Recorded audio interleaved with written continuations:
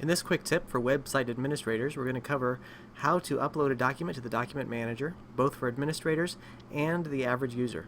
So we'll start with administrators. If you log into a website with the administrative backend, you'll go to Components, Docman, Files. Now the key to understand here is that the file that you've opened, say for example in Adobe Reader, is a file in Joomla's vocabulary. That's the basic unit, the file. So you need to upload that to the file manager from your computer. In this case, we're going to use the elementary handbook, and then press submit. Now, that file is in the file manager, but we need to go one step further because the internet doesn't understand Adobe's way of seeing things or Microsoft's way of seeing things in Word. You have to create what Joomla calls a document. So we're going to make a new document entry using this file. Now, this is where we encapsulate it in some information that the internet needs. Give it a name and a category, approve and publish. And that's really all you need to do when you're making your documents.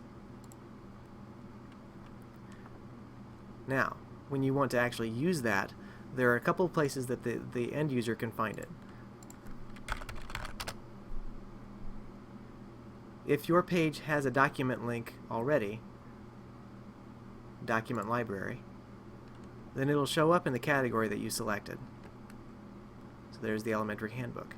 But say we want it to be a little bit easier to find, we'll create a blog post that does that. Components, easy blog, blogs. Create a new one. Give it a title.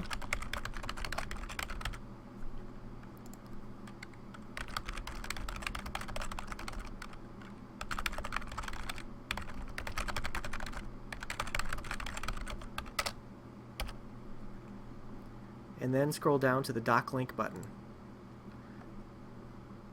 Select your category, the document, and then I like to click this checkbox, which includes a file type icon. In this case, it'll be a PDF. Select any other details that you'd need to put in for your blog entry, and press Apply or Save. Now we're going to unpublish that because we didn't really need it.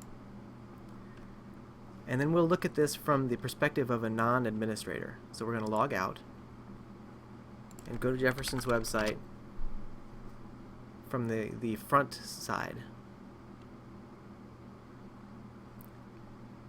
Now your teachers already know that in order to edit their web pages, they need to go to Classrooms and Staff Web Pages. They log in here.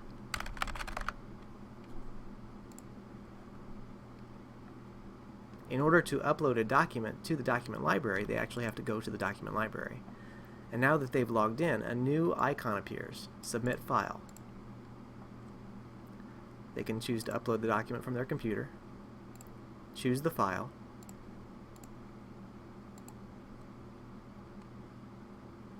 and as you can see here, since we've already uploaded it, it's giving us an error.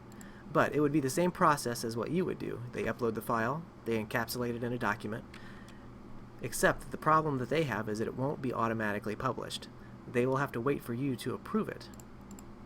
For you to approve it as an administrator, you log back into the back end.